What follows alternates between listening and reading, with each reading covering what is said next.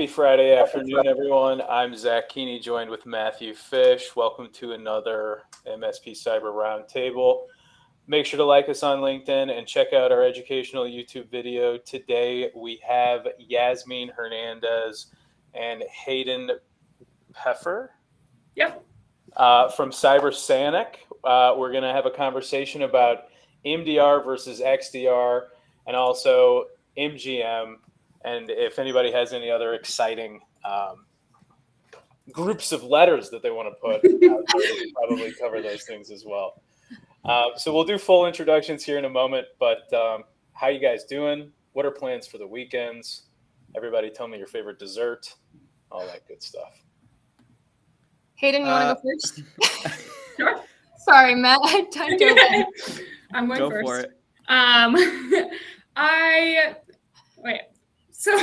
Any of those things are good to Any of them. Any Okay, of it. so I'm Hadyn Peffer. I'm marketing lead here at Sainik. This weekend I have a soccer game tonight, which I am recovering from a broken arm from my last soccer game, so it's a little anticipated this evening. So I'm excited. How long ago was the last one? Like 3 weeks ago. You broke your arm 3 weeks ago and you're already back at it? Yeah. Gonna Very try at impressive. least. Gonna give it my all. And then my favorite dessert is s'mores. Anything s'more related. Is it because of the marshmallow, or like what's the? It's the flavor combo of the graham cracker, the chocolate, and the s'more. Like if there's like a variation of a s'more at any restaurant, I have a vow that I need to get it. Have you ever? So I don't have s'mores frequently, but I have variations of them very frequently. You ever use a Reese's? I have not actually, but I love Reese's. Well, there's a variation for you. And with Halloween coming up, wow, how timely. I know. All right, you're up, Yazmin. Okay, so weekend plans. Maybe drive to the mountains here in Colorado, go see some fall leaves, and relax, hopefully. Favorite dessert is going to be pineapple upside down cake. That's my favorite. Is it because of the pineapple, or do you just prefer cakes? So, do you know a pineapple upside down cake, Zach? Have you made this before? I'm not a big pineapple guy. It's an outgrowth of the 1950s, and it's like one of the most complicated cakes to manufacture. So I've counted. It takes 11 separate bowls to make a pineapple upside down cake. You're very educated on this. Oh yes, I've made these before. And you're not allowed to use a machine. You have to fold everything by hand. All the ingredients have to be folded, and if you're not gentle enough, the whole thing will collapse. It's because of the meringue, the whipped meringue. But yeah, the texture of the cake is really what gets me. Not so much the pineapple, but the texture and the flavor profile. So it's the upside down cake part. It is. So it is the other part. That's interesting. And you can make it with other fruits. It doesn't have to be a pineapple. But that's true. I didn't expect you to be so knowledgeable on. I love Become baking. prepared. I love baking. Anyway, weekend plans. So it's leafer season here, which I live in the beautiful peak foliage. So I'm like 2 hours north of New York, which also means I'm 2 hours west of Boston, and I don't know. It seems like there's like 3 million people trying to get out and see the leaves for this like 2 or 3 week period. Mm-hmm. And so what this means is if I leave the house, it doesn't matter where I go, grocery store, gas station, forget trying to go someplace like a hotel or some event. It's like a mob scene. It's what it's like here on the 70 in Colorado. So usually I like go out and I try to just like walk around in nature because it's beautiful, it's colory, and all the trees are dying, and that's why that's beautiful. But it's raining, so I'm just gonna sit at home and stare at the rain. That's good too. There's a good Blind Melon song about that. So we're a few minutes in here. I think we should do quick intros here. I'm founder at Fort Mesa. And we're helping service providers sort of own their cybersecurity roadmaps for them and their clients' futures. You guys want to do quick intro? You could do a little about your backgrounds and then do a little bit of depth on Sainik would be great. Sure. So I am a manager here at Sainik. I work with account management, sales, as well as marketing. And then I do a little bit of assistance with just liaising the SOC with our customers. I could provide a ton of background on Sainik, but before I do, I want to let Hadyn introduce herself. I think I gave myself I jumped early and did a little introduction prior to the weekend plans. But yeah, I work with marketing team here at Sainik. I've been here for about 11 months now. New to the world of cybersecurity, but learned a ton in the past 11 months. So excited to speak about it today. Great, thanks. And I'm Zach Keeney, channel sales director with Fort Mesa. Prior to my time in cybersecurity, I grew up in the restaurant industry, executive development program at a large brand, and then owned my own franchise for about 2 years. So I have a people development specialty, which is great because people are everywhere. And learning cybersecurity at a high level, getting a master's at University of DePaul. So closing that gap and helping drive things forward here. Lovely. Shall we dive into controls? Yeah, let's do it.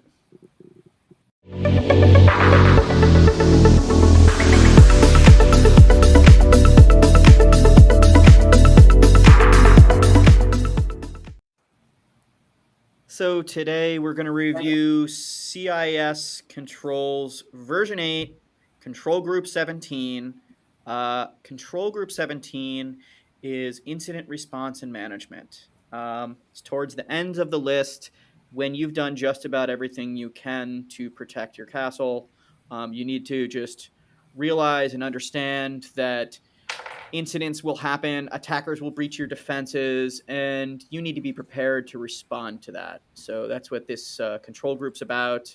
Like other CIS controls, we have a control category, incident response management, which has a few sub-controls. It actually has 9 sub-controls. And like other CIS controls, those sub-controls are distributed across 3 control groups. Implementation Group 1, 2, and 3. Implementation Group 1, or IG1, is a group of best practices in incident response that's recommended for every single organization on the planet. You are not doing cybersecurity in a formalized or coherent or comprehensive way if you are not doing these things in IG1.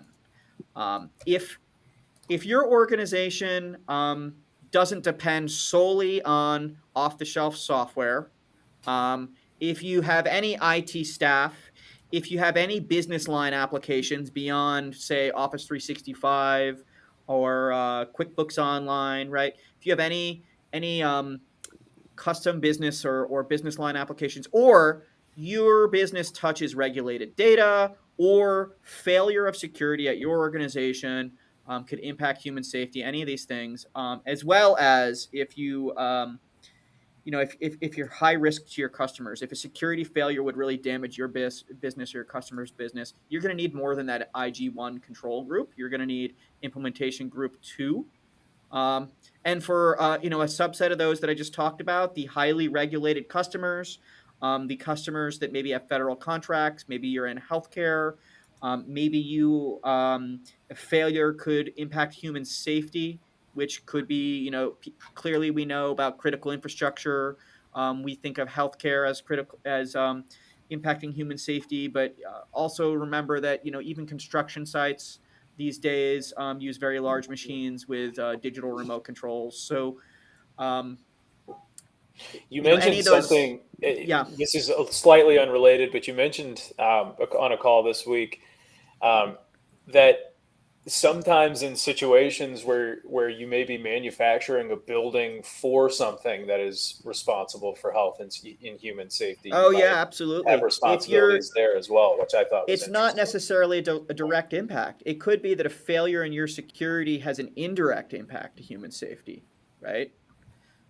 Even like somebody's got the blueprints to the building and they know exactly how to Yeah, Whatever. or let's say your job is putting things in boxes and you happen to put the wrong drug in the wrong box, right? Mm-hmm. Um, so Bad too. yeah, you can be a little expansive in definitions there, and you should be. Just really think about what would be the impact. So you need to figure out that impact to understand how you deal with incident response and management in your organization. But at the very basic core is 17.1, 2, and 3, and I'm going to go through those real quick. So in implementation group 1, it's required that you first designate personnel to manage incident handling. So what that means is that your organization, before the incident has happened, has named not just theoretical people like the IT department, specific people like Zach Keeney or Matt Fish or Hadyn are going to be in charge of incident management, incident handling. And different people may have different roles. One person may be in charge of notifying customers, another person may be in charge of receiving reports from the larger organization. The point is that you designate those contacts as being individual people in advance. 17.2, establish and maintain contact information for reporting security incidents. I just sort of mentioned that. Um, not only do you need to have a person who's in charge of receiving those incidents, you need to make sure that you've distributed that to all the people that might report an incident. So everyone knows exactly who is supposed to be reported to in the case of a security incident. Um, So this isn't because, yeah. you mean to tell me that it's not enough just to write my name in a document somewhere and then file it? Yeah, I mean, clearly, we need to make sure people have read it or they know they've been trained on it. But it's a there's nuance here.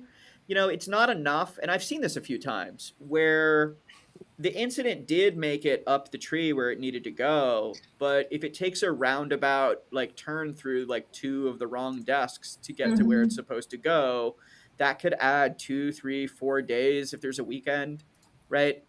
And that's why it's important to have a designated handler, a designated reporting process, so that we don't wait 2, 3, 4 extra days Or if when you somebody's tell your bad at email, which is, I yeah mean, some yeah it people could get are lost completely, like, right? it's a good point. So 17.3, and this rounds out what's needed in implementation group 1. Establish and maintain an enterprise process for reporting incidents. Okay, so we've named who's gonna be the incident handler. We've figured out what their contact information is, and we've published it. But what's the actual process? Is it that they go and fill out a form? Do they write it down on paper? Do they call this person on the phone? Figure out what the designated method is, right? And turn it into a process. Specific process, specific contact information, specific person to be contacted, right? Um, that's something every single organization should have in place. And if you're a service provider and you have a bunch of small business customers, you need to do this for every single one of them.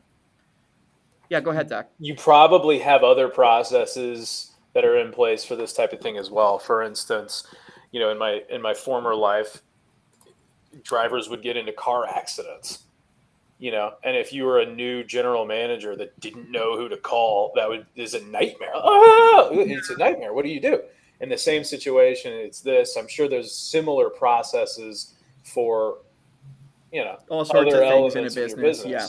And this is the same thing. You got to have a full built out process there. Yeah, and it's important if you're a service provider to recognize that if your job is to secure the customer, then your job is not to tell them to report security incidents the same way they report like my printer is jammed, right? Yep. Because it's going to go to a totally different queue and be treated like at a different level of priority and urgentness, right? Great.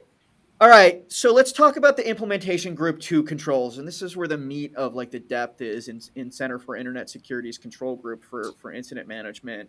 These are things that if you're an organization that needs to protect confidential data, you have business line applications, you're not just using SaaS, right? You might have servers, you might have custom software. You've got IT people touching the organization on a weekly basis, maybe daily basis. There's some extra things that should be done to really stop the risk of attack. So 17.4, maintain a full incident response process. So this isn't just about reporting incidents. it's also go beyond that in detail. Well, what happens after people report it?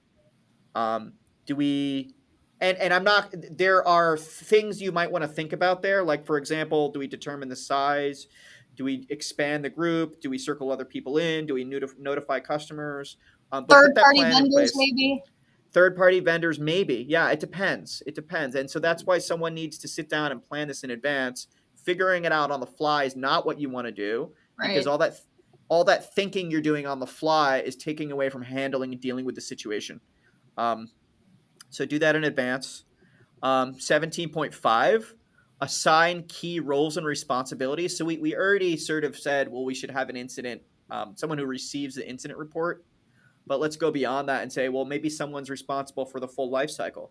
Maybe someone's responsible for restore, and a different person's responsible for forensics. Maybe a different person's responsible for talking to customers, right? Maybe there's a regulator involved. Identify all those people in advance, right? Assign all those key roles. 17.6, define mechanisms for communicating during the incident response. This is really important. People are going to be talking on different channels during an incident. What if one of those channels has been compromised? What if one of those channels is down? It's really important that this has been thought through in advance, and that everyone knows, oh, this is an incident communication. I'm going to use this designated channel. This is particularly in the, there was some high profile attack we're going to get into later, but it's particularly important when you have an attacker that may take advantage of confusion in an organization when systems are down to insert information that may be confusing. And if everyone knows what channels they're supposed to be communicating in, there won't be any attackers, adding to the problem via, text messages, emails, etc. That, maybe there's a designated system for this. I'm going to go to the next page here. And 17.7, conduct routine incident response exercises. Now, if you've really built this machine in your enterprise, you're actually going to have no problem doing 17.7, because incidents happen, right? People type in their password in the wrong box. People click on the wrong link. People leave their phone behind, right? All sorts of things happen. Most of these incidents turn out to be relatively low impact. And if you're exercising your incident response function during these low impact incidents, you'll be prepared for a major impact incident. However, once in a while, you should probably sit down, if you've only had minor impact incidents, and talk about, well, what would we have done in this situation if the impact had been greater? What if we hadn't caught it in time? What if it had been Jerry instead of Jane, right? How would we have done that differently? Or even, if you're going to do a big tabletop exercise, get all your stakeholders, your business stakeholders together once a year, and set up tabletops where we talk about all of the theoretical situation that could happen. And do we have the resources in place to handle situation X, Y, and Z? Do we need an incident responder, like an external incident responder on retainer, right? Have those exercises performed, and they can be theoretical, right? But I love the real world, doing routine incident response as a method of exercising that muscle, right? Yeah. And the last one in the just about any organization that has their own IT or has custom business application group, IG2, 17.8, conduct post-incident reviews. So when the incident is done, right, when it's closed, when it's handled, who is picking up the pieces and doing the after action, the retrospective lessons learned? Well, we did this really well. Well, we did this not so well. Well, this we totally failed on. How can we do that better next time so that you can improve those processes? Again, you should not be finding out that your incident response process is broken when you have your first major incident.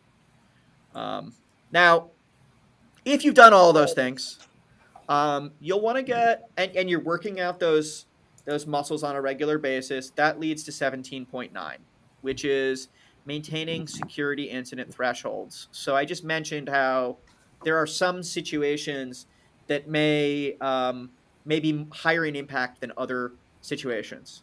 And so what would make sense in most organizations is to come up with different playbooks that are enacted based on different levels of different thresholds, right? Some of these incidents are going to turn into 24/7, like all hands until they're solved, right? Like a major incident. And some of them are just going to be like, oh, I'll handle this on Monday, right? And really defining I love what, those types of things. yeah, when they can wait till Monday. Yeah, those are What, great.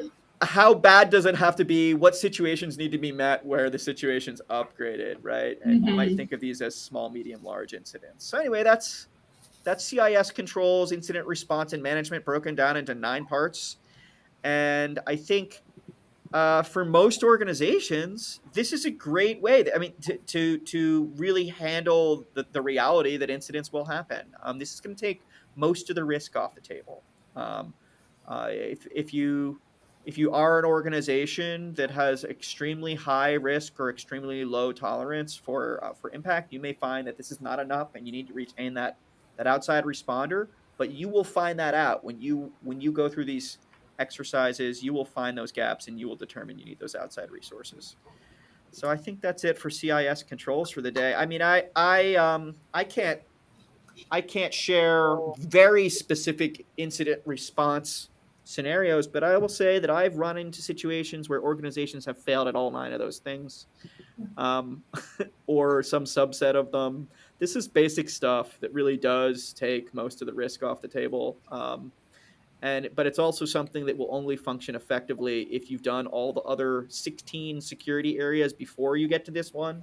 Because, frankly, if you had no security castle in place, right, and you go to try to do incident management, you will find it's a very heavy, unwieldy process. Like, you'll be doing it every day, right?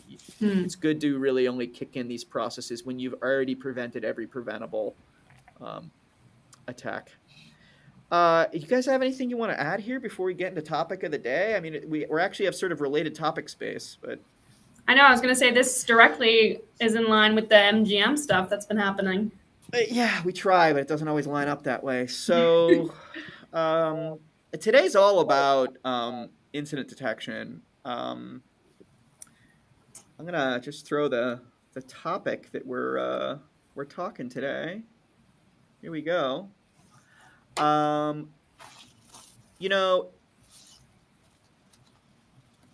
Today's incident day. We're talking about MDR. We're talking about XDR. We just did the CIS Control for incident response. We're going to talk about what happened with MGM a few weeks ago, and they're still cleaning up over there, believe it or not. MDR versus XDR. Does anyone want to like take a stab at a definition? Zach's like, not me. I could take a stab. I do want to preface our definitions by saying, the controls you just went over are really what you want to have in place once a breach or an incident has actually happened.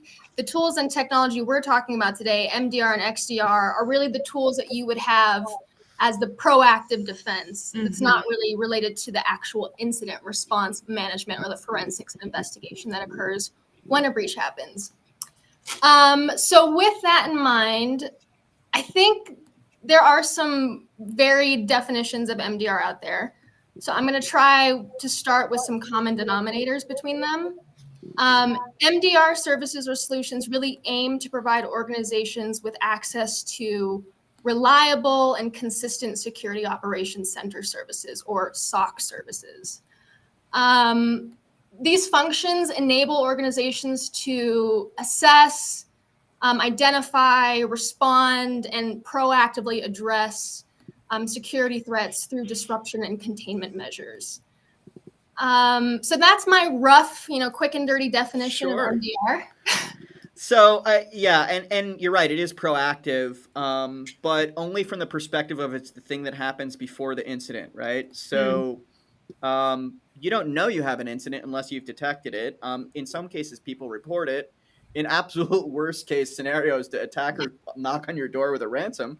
But ideally, you'd have tools in place that would detect the breach, the incident before it's reached sort of impact stage, right? So detect and respond tools, or any collection of sensors that can detect in an automated way or a semi-automated way, or sometimes in a fully human way, detect what's going on in that environment, note that it's an anomaly, raise it to the point of a human who can then look at it and say, oh yeah, this is an incident, declare the incident, right? And that's when the incident response process we just went through kicks in. MDR, and you're totally right. I mean, these are marketing words, right? MDR, XDR. There's other DRs out there. Generally, there's EDR, right? Generally, EDR, endpoint detect and response, is a word we use to refer to anti-malware solutions. We used to call these things antivirus, and we stopped using that label because virus is not an expansive enough term, and also antivirus softwares traditionally, the traditional definition is that there's a signature of known attack code that it's looking for, and today's anti-malware solutions go beyond that, and they look for modes of behavior on the endpoint that they're programmed to recognize. It's not always a specific piece of code that it's looking for. And what makes it managed, that's because this is managed detect and response, is that someplace there's a human involved. Right. That was a really key distinguishing factor. Someplace there's a human involved, although, and not all the MDR products will tell you this, sometimes the human involved is you. So ideally, MDR comes with a human that does some pre-analysis and only flags something to you if it's a impacting incident or it's likely to become an impacting incident. But some of the software out there labeled MDR tickles out an alert, sends it to a technology team that then has to evaluate it and say, oh, that's a normal thing or that's a bad thing. But in either case, MDR isn't truly MDR if there's not a person someplace. Go ahead, Zach. So what is the M and the X and then the DRs stand for? Okay, so thank you. M. Hey and I are on the same page. M is managed, which means there's a person involved. Okay. And the difference between EDR and MDR is there's a person in there someplace. Okay. And then detect and respond. So first you detect and then you respond. So it's the managed person who takes the detection and turns it into a response. Okay. If there's no person involved, it's not MDR, even if it says MDR on the tin. What because is you might be the person, and if you're not doing the thing, it's not MDR. Yes. So the second thing, the X, there was a few, like, these definitions have gelled a little bit over the last few years, but XDR is a more expansive word to distinguish from, so just in its basest form, XDR is MDR, okay?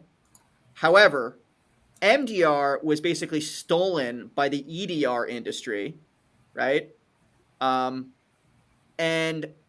XDR denotes that it goes beyond the endpoint. So in an MDR system, we're taking endpoint detections.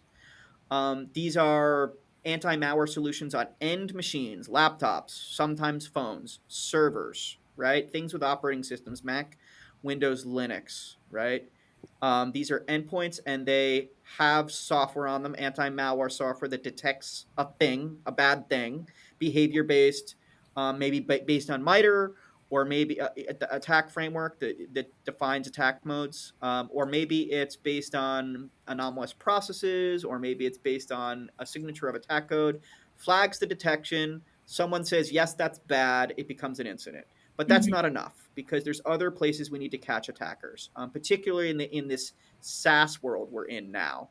If all you're doing is MDR and someone steals your credential, your password, they get access to your account, and they go and log into a piece of SaaS, that MDR system is never going to pick it up, never ever, because it's only looking at the genuine user's computer. Meanwhile, we've got an attacker someplace else accessing the user's data via SaaS. So where XDR comes into play is to cover that whole, and the reason it's X just means everywhere, everything, all the things. That's all it really means, which is a funny definition, because no XDR system I've ever seen actually monitors all the things, but it goes beyond the endpoint, right? So ideally, it's taking logs in from places like Office 365, maybe Amazon, maybe it's getting them from Salesforce, right? Slack. Right? It's taking in and from the MDR tool. Maybe it's monitoring traffic over a network, right? It's taking data from a lot of different places and collating that and trying to determine what's an anomalous access pattern or behavior pattern and what's not. Now, XDR is much harder than MDR. And it's because the data is not normalized. In MDR world, you only have 3 operating systems to deal with. It's Mac, Windows, or Linux, right? And basically, the things that happen on those operating systems are exactly the same. You're opening a file or you're not opening a file. You're running a piece of code or you're not running a piece of code, right? Out in the world of all of technology where you've got a lot of SaaS, et cetera, traffic flowing over the network is way different in qualitative data from a telemetry perspective than watching out who's sending mail in someone's mailbox, right? So, to do XDR properly, what's required is 2 things. And this is going to sound familiar, a way to collect the detections, right? How do we get out to stream all those insights into one place? This is where the value in an XDR system is. I already know how to absorb data from X, Y, or Z. Right? And then there's a human element where they actually interpret that, and people love to sprinkle AI on top because it makes it sound like you don't need humans, but the reality is you need humans. And it's true. Detect those anomalies that way. Now, none of this is any different than we've been doing in security for the last 20 years. The word SOC, Security Operations Center, SIM, Security Information and Event Management, been around a long time. SOC and SIM is the way people did this until recently when products came prepackaged to do this. And in SIM world, the idea is you have a giant log database like a Splunk or Elastic, or IBM's got their other solutions out there. In my SIM world, I built like a little house for myself. Yeah. And then you hire a bunch of engineers that figure out how to like fling their logs into this place. And then you hire a bunch of analysts to figure out how to analyze the logs. And it's so costly to develop this for each enterprise that most companies can't afford it. Yeah. They can't afford to do it right, that's for sure. I want to add to your definition of XDR, because you're totally right. Gathering that telemetry from various sources, various devices, etc., and being able to ingest all of that and normalize it into a product is a huge feature of an XDR tool. But one thing I don't think we've hit on yet is the fact that threat intelligence, threat hunting capabilities, those are ideally also incorporated into a good XDR tool. The way I look at XDR is it's a consolidation of security tools and products behind one pane of glass. Depending on your vendor, they'll pick and choose which tools they want to consolidate behind that pane of glass. But that's how that's like my quick. You're absolutely right, and I didn't crack open the box to say what happens in the magic box, but yes, you have people trained in how to recognize attack patterns, but they're not just depending on their own intelligence, staring at like a stream of data, right? Yeah. They do have the ability to understand, well, what's a flagged likely, and this is where AI can get involved right now because it's getting data from threat feeds, right? Or we've seen this attack over here and we've recorded that and we know that's an attack. So when we see it again, we can recognize it more quickly. Is this what Neo was looking at? Like Neo from the Matrix? Yes. Yeah. The Matrix. I love that. I'm going to go back after this and I'm going to watch exactly how many seconds. So let me tell you, I've seen a lot of, I've never had the it's sort of a bummer of a job to be a threat analyst because you're just staring at like. It's tough. Some people love it. Okay. It's true. You're on the hunt. I don't love it. I love talking to people. You are staring at boring log streams all day. It doesn't look nearly as cool as what Neo was looking at. However, I will say that most product vendors that build these interfaces for analysts to work on all day, they do make concessions to it. Well, it's got to look cool. So it does oftentimes look cool as well. And I think, Zach, to give you a little bit more context, and I think maybe the end user as well, I think the difference between these, we're talking EDR, endpoint detection and response, MDR, managed detection and response, and XDR, extended detection and response. I think the difference between the three is really the scope and visibility. I think 10, 15 years ago, we started out with EDR, going to the endpoint and creating anti-malware, antivirus. And I think since then, that managed detection and response is having that person behind it, not just letting it run, but actually actively remediating the alerts that come to that EDR. And I think that's where we get MDR. And I think the difference between MDR and XDR is really that scope and visibility. You're getting the network, you're getting identity, you're getting documents and data, as well as that endpoint detection and response. And XDR, I typically think of as a tool rather than MDR, which I think is more of a service in combination with a tool. Yeah, so that's kind of how we see that. I agree, and I think MDR, like that, the keyword there is it's managed disaster and response, and so you could stick anything. If you're really doing MDR properly, right, it can encompass a lot of things, right? Absolutely.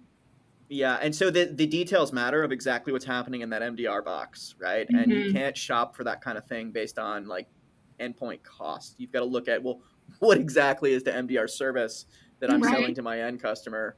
What are their capabilities? That's a great way to describe it. I get it now. Describing like I'm imagining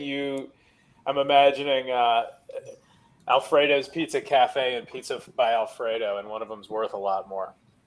It's a good analogy. I'm good at tech analogies into being marketing nonsense. So Ryan brought this comment to my attention here. Very interesting to see XDR development as the attack surface and capabilities change. I think, I'm not sure that the word XDR is going to survive the next few years, but I think that you're right that this is still greenfield right here. These XDRs are not. We're early stages at systems. People have been selling stuff to do this for a while, for the last few years, but they haven't worked effectively yet. It's still really difficult, right? This is an active space, right? And the solutions that are out there in the market aren't perfect yet, and we have to continue to develop this. Yeah, a lot of those tools are based on legacy technologies as well. So you find that you get an XDR tool, but it's only if it's a certain stack of technologies. If it's only within their house, you have to buy the entire company's tools to be able to use their XDR, which is what we're seeing now. And I think Gartner, I think we're in the trough of disillusionment with XDR and Gartner currently.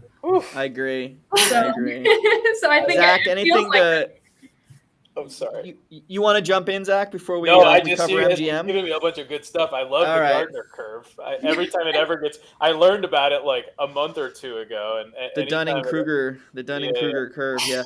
Anytime I ever hear about it, I get jazzed up. But before we get too far away from XDR, I wanted to ask one question. So it's extended. How do you determine the length of that extendedness? There's no definition yet in the industry. Yep. So it's just extended. Well, let me back up. These security frameworks out there, like NIST, like CIS to some extent, they actually are very specific, and it's long been decided already what should be done there. Back from the days of SOC and SIM, what has not been decided is which part belongs to the product ecosystem and which part belongs to the human people ecosystem. That line in the sand of what is product and what is human has not been decided. So one thing to understand is we can't let the software vendors, the product, and I'm a product vendor. This whole crew is product vendors, right? We can't let what's happening happen. No, I'm just it's not our job. It's not our job to define what the security goals and outcomes should be, right? The customers define the outcomes from a technical perspective. The security goals, like how to define controls. This has been done by really smart people and not product people, by people that understand the science of security and what's possible right now. And they've already defined it. Yes, they've already defined it. As product vendors, we bring as much to the table as possible so that we can make the best use of security dollars, right? And so if there's a repetitive task that would be better in software, that's what a product vendor should do. But you can't just take an XDR product off the shelf and expect that it's going to do all of the things that you should be doing in detect and response. It's just not possible right now, and it's unlikely to be possible in the next 10 years. I don't know if it ever will be. Yes. Yes, Zach. It seems like, and I know we touched on it a little already. It seems like AI should get really good at the M. The problem with AI, I unfortunately I think the downside to AI is probably better than the upside in this space. Unfortunately, AI can probably outsmart humans to some extent on the attack front. Easier than it can defend. The problem is, no matter what AI we develop, these are all expert systems. They're trained to stop a known attack pattern, or an attack pattern that's sort of like another known attack Their pattern. knowledge is based off of existing knowledge. Yeah, and any new attack is going to be a surprise to them. And that's been the situation in the security world for the last 20 years. Is there's attackers out there that their whole job is to find new methods of attack, and so AI can help sifting the data, but it's not solving the problem, and it's not looking like it will in the near term. It's not solving the problem. I wouldn't say it's solving the problem, so to speak, but it's certainly assisting, because AI plays a role not just from the security perspective, but like you were saying, Matt, or maybe it was Zach who mentioned that AI might be leveraged by hackers in the future to actually develop new and advanced threats. So if we can have that AI that's learning also in our tools, it can provide or it can augment existing efforts that are human led, for example. So it's definitely a valuable tool in the box. Yeah. I was just going to say that I think the AI and the point of XDR is really to handle a lot of the managed things that are being done manually through MDR. So that correlation and that enrichment of an alert in let's say a SIM by a SOC analyst is really, in that investigation engineering is really what takes a lot of the time out of an analyst's day-to-day cycle. Enriching alerts, saying okay, who did this, hopping from vendor to vendor, from screen to screen. And I think XDR, that goal is also to automate and utilize AI in the way that it's enriching and correlating that data, so the analyst has an actionable insight automatically, rather than going through their logs of having to do the math. Yeah. Yes, exactly. We only have 15 minutes left, right? I was about to say the same thing. Do we want to dive into the MGM hack? Yeah, and I just I think we beat AI to death here, though I see some AI questions. Poor AI. Let's cover MGM. So we're only a few weeks out, right? It was about a month ago that the whole world learned of this thing that happened at MGM, and it took down most of their customer-facing systems for a period of time. Can I pause you, Matt? Yeah. What does that mean? So customer-facing systems from a major casino, but also a hotel. So what does that encompass? So every business has their critical systems and their not so critical systems. And in a large business, they have huge collections of systems. And so they have many critical systems and many not critical systems. In MGM's case, MGM Resorts, any system that touched the public was deemed critical. So you're telling me I couldn't yank that slot machine? Yeah, you could not yank the slot machine. And any system not visible to the public was not public-facing, non-critical. The attackers got away with all the data. Okay, so let's just start there. Let me ask another stupid question. Yeah, go ahead. As long as I'm just rifling them out here, as long as I'm interrupting you freely. Is there data around what's going on with the machines and what probabilities are and that type of thing, or is that just you mean an MGM specific case? With that data? Yeah, I don't know if necessarily, but is that possible? So the attackers didn't get all of the data. Let me just say that, but they did get a lot of. I did say all the data. They got a lot of really important data. Okay, I understand that they were not able to actually hack the slot machines. But MGM, when they went to go clean things up, decided we really need to sanitize, right? And so they took the slot machines down. They took a lot of systems down. So their virtual infrastructure, which was it's in a physical data center, running on VMware's ESX product. The hackers actually got into their core infrastructure, the systems that run the systems that run the systems, right? And they basically crypto locked those core, like basically the whole data center, right? What is crypto lock? Just So they encrypted the machine, they encrypted the data on the machines. They could have just deleted the data, but they decided to encrypt the data because they wanted to ransom MGM, and they wanted MGM to pay the ransom. And so the idea behind crypto locking is that you encrypt the data, which doesn't destroy it, and you offer to decrypt it if a ransom is paid. Right. Of course, the decrypting is problematic because you pay the ransom, and how do you know that they're really going to decrypt the data? How do you know that after they decrypt the data, they're not going to re-encrypt it? They're not going to like leak it, you know? Yeah. So it's difficult. Although I will tell you, unfortunately, the reputation of these large firms, while they have a horrible reputation because they cause a lot of economic impact and damage, right? They tend to pay out on the ransoms, and they tend to do exactly what they say they're going to do. They operate like any other type of business, right? They've got customer service lines, they've got ticketing agents, they've got payment processing systems. In MGM's case, the systems were down for nearly 10 days. The public-facing systems, reservations, the ability they went back to a paper system on the floor of the casino, which I don't even know how they did that, but they shut down all the electronic gambling systems, and there was tens of millions of dollars of impact. Poker. It would be more than tens of millions. It's got. Yeah, I think the breach. Go ahead, or one of you guys. You guys can both. Sorry, Hadyn might be already heading this way, so this could be perfect.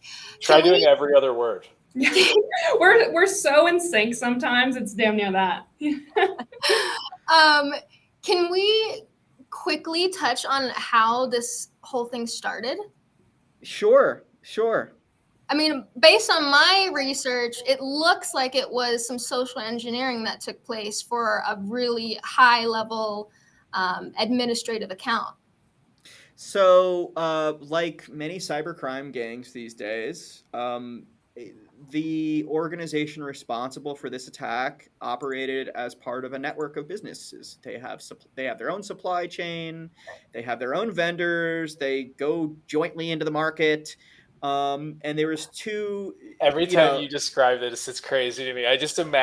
I'm imagining me, but like the bad version that's like also sitting at their desk and they're looking at their Google Calendar like, oh, all right, we've got some crimes, like it's just. And they're like reportedly to be like all 19, like early 20-year-olds.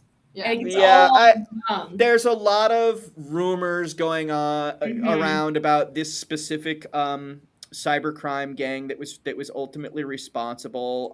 However, the intelligence that's out there is not high quality, so I'm not sure how much of it is real rumors, fake rumors. This specific cybercrime gang has a high fluency in English. They are responsible for a lot of social engineering attacks, phishing attacks. So mostly by phone, not by email. So they research their targets, and they pretext. They use that information to collect more information, and then they use that information to then try to get someone, in this case, you're right, to give up an administrative credential. And that's what happened. But that wasn't the only thing that happened, because in an attack like this, from an attacker's perspective, multiple things have to go right in chain. From the MGM's perspective, multiple failures had to happen.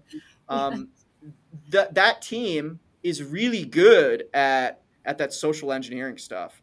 But they are not as geeky as you would think. And so they have their joint market partners that build cybercrimeware as a service software, a SaaS company that delivers the attack. Not only like they're like, okay, here's the account. They get the account, they get access to the administrative account, they hand it off, they ship it off to their business partner, who then gets access, implants the malware, tries to like get around the network. And so there was two organizations working in concert here, and this is not unusual. And actually, it's interesting because the story you get about how the attack went down, if you look at the information and the interviews with each of these organizations that, by the way, respond to interview requests from reporters, they they actually report a different story. So they don't even agree between each other on the story on what happened. But they both were involved and they both got coverage and they got to get their brand out there. And, so MGM was attacked. And, the interesting thing here is MGM detected the attack and started the recovery processes before the attackers actually got around to demanding a ransom. Right. So that's not always the case.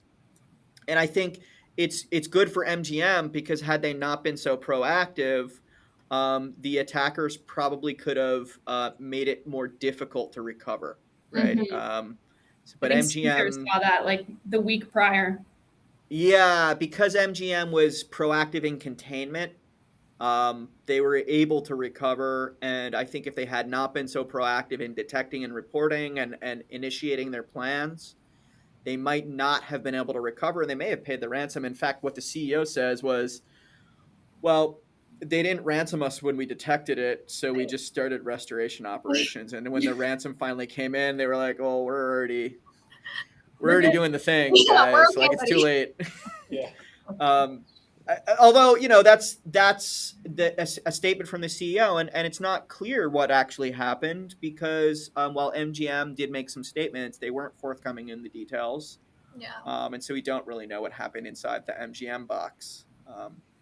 Would you expect like complete and total transparency from an organization in the event of a breach, or does it make sense for security purposes that they're keeping their details close to the chest? I think it depends on the organization. MGM, they're a resort company, but their major revenue streams are gambling, casino based, and security is really important, and obscurity is really important. They know something about risk already. Yeah, they've clearly made the calculated decision that they want to be transparent. MGM either. They want to be transparent, but they don't really want to be giving away information that they don't have to be. Other organizations that don't have as high security considerations aren't protecting their intellectual property to the same extent. They will oftentimes disclose more. And I think what's important here is that MGM took it seriously. They declared the incident on time. They communicated to the public on time. They were consistent about what information they reported to the public. They said, look, we were owned. They got everything, is basically what they said. And that was true. So they weren't caught out in a lie. They didn't try to downplay or underreport, right? And their investment disclosure said they think there's going to be $100 million impact. Although I understand that so far we're in the tens of millions. I think that's the estimate of the ultimate impact. So we will see where they actually land. Probably in their next quarterly, we'll see a more accurate number. Is MGM the hotel that houses DEF CON? No. But the irony is that Caesars is. And Caesars may have, although it's not very clear, fallen victim to the same attack pattern, same crew within a few weeks of MGM. But MGM is the hotel from Ocean's 11, so there's that. There's that. I knew we were watching movies. Yeah. Speaking of robbery and crime. All right, so we're almost out of time. Do you guys have other MGM questions? Should we do quick plugs? We could do quick plugs. I don't have any questions. Hadyn, do you? No, I think I have infinite questions, so we don't have enough time for mine. All right. You're just a curious cat, Zach. Well, tell us, you guys are working in this space, so tell us what's exciting right now. In the XDR space or just in the cybersecurity space? Any space you want to talk about. This is your space, for space. Okay. Well, really exciting. Cyber Sainik is developing their own XDR product and platform. We won't have a ton to release during this call, but we do have some major updates coming out in the next month or so. So keep an eye out on our LinkedIn profile and our website for those details. But we were talking about the normalization of data and telemetry data across those different silos, products, and tool sets. Our XDR really does aim to normalize all of that telemetry data, provide analysts with actionable pre-enriched alerts that allow them to respond to threats quickly and efficiently, instead of having to do a ton of investigative work in order to figure out how to respond effectively. So that's pretty cool about our product. Again, we have more information coming out soon, so I don't want to spill the beans too early. Great. So that's important. We had a question or an observation earlier about the development of XDR systems, and clearly it's an active space. You guys are right of boom. At Fort Mesa here, we're left of boom. So we help organizations design their security plan. We help service providers deliver that to the end customer, use it to right-size customers into the right service delivery package. And then we work through project plan, implementation, remediation over periods of time to get someone compliant or in line with an overall security destination. And then, of course, we're collecting evidence along the way, and so we can help them prove it to auditors. So that's Fort Mesa. We love the channel, so if there's service providers out there, feel free to say hi. I think that's it. You want to ring us out, Zach? Hadyn, do you want to say you want space for anything? Doesn't have to be cybersecurity exciting, but say a little something. My brain is always on cybersecurity. So yeah, I just wanted to make the note that I think we're all a part of the cybersecurity space, that the underlying goal of all of our varying products, and I think there's so many in the cybersecurity space specifically with so many acronyms, as you can tell by our discussion earlier. I think it just really, all of these services and tools all just aim to create a more robust and holistic cybersecurity program for companies. Awesome. Well, I think that's it for this Friday. Thank you so much to everybody for joining us. If you haven't already, check out our YouTube, like us on LinkedIn for more content. Looks like next week we have Connor from Fin Security joining us. That's going to be a great conversation. I imagine we'll talk a little bit about security training. It looks like we're going to talk about compliance in the sale process. So that'll be great. Join us next week, and enjoy fall. Matt, it looks like you had something you wanted to say. Nope, I'm just enjoying fall. Bye, guys. Bye, everybody. Bye, everyone. Happy Friday.